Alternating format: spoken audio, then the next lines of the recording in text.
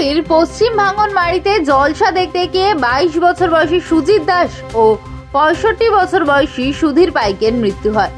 এই ঘটনা নিয়ে গতকাল দিনভর উত্তাল ছিল খেজুরি। পরিবারের পক্ষ থেকে খুনের অভিযোগ করা হয়েছে 17 জনের বিরুদ্ধে। যদিও খেজুরি থানা সূত্রে জানা গেছে এই ঘটনায় এখনো পর্যন্ত কাউকে গ্রেফতার করা হয়নি।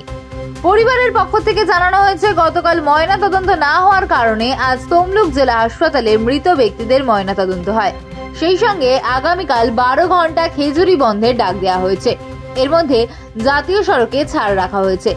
আগামীকাল খেজুরির জনকায় মিছিল করবেন শুভেন্দু অধিকারী, এমনটাও জানা গেছে।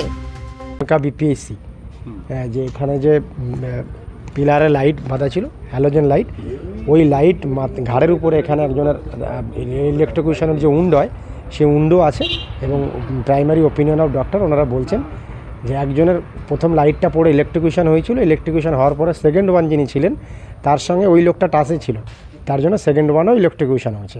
এরপরে আমরা পিএমের জন্য পাঠিয়েছি, কন্টাই হসপিটাল থেকে ওটা তমলুকে রেফার হয়েছে।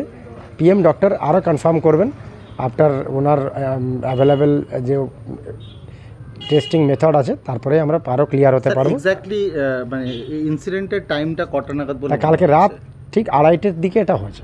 আচ্ছা, তার মানে 2:30 অবধি এখানে জলসা চলছিল? 2:30 অবধি চলছিল।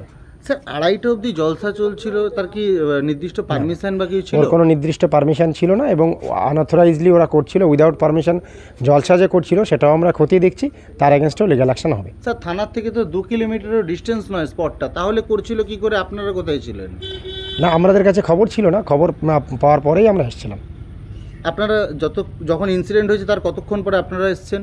এটা এই মুহূর্তে আমার পক্ষে বলা সম্ভব নয়, কেন কি ওটা থানার থেকেই যারা এসেছিল তারাই বলতে হবে। স্যার, আপনার তো থানার থেকে এত কাছে এত বড় একটা জলসা হচ্ছে, কোনো পুলিশের কাছে ইনফরমেশন ছিল না? আপনার তো তাহলে ইন্টেলিজেন্স ফেল করছে। হ্যাঁ, ইন্টেলিজেন্স যদি আপনি এভাবে দেখেন তাহলে ইন্টেলিজেন্স ফেল আছে।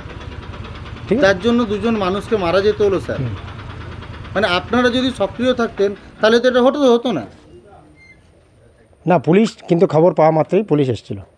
আচ্ছা, আর স্যার একটা মার্ডারের কমপ্লেন উঠে আসছে, ফ্যামিলির লোকও বলছে এবং এলওপিও ওনারা যেভাবে কমপ্লেন দেবেন আমরা তো সেভাবেই ইনভেস্টিগেশন করবো। এখনও পর্যন্ত ওনারা কমপ্লেন দেননি, উনি যেভাবে কমপ্লেন দেবেন আমরা ইনভেস্টিগেশন সেটা পুরোটাই খতিয়ে দেবেন। স্যার, বডিতে কোনো মার্ক পাওয়া না, এখনও পর্যন্ত আমরা যে সুরতাল রিপোর্ট করেছি, যেটাকে আমরা ইনকোয়েস্ট বলি, তাতে কোনো ভিজিবল ইনজুরি কিন্তু আমরা এখনও পাইনি। ভিজিবল কোনো ইনজুরি নেই। তমলুক হাসপাতালে পাঠানো? হ্যাঁ, তমলুক হসপিটাল রেফার করা আছে। ওইখানেই পিএম হবে? ওখানেই আজকে যদি পিএম না হয় কালকে হবে।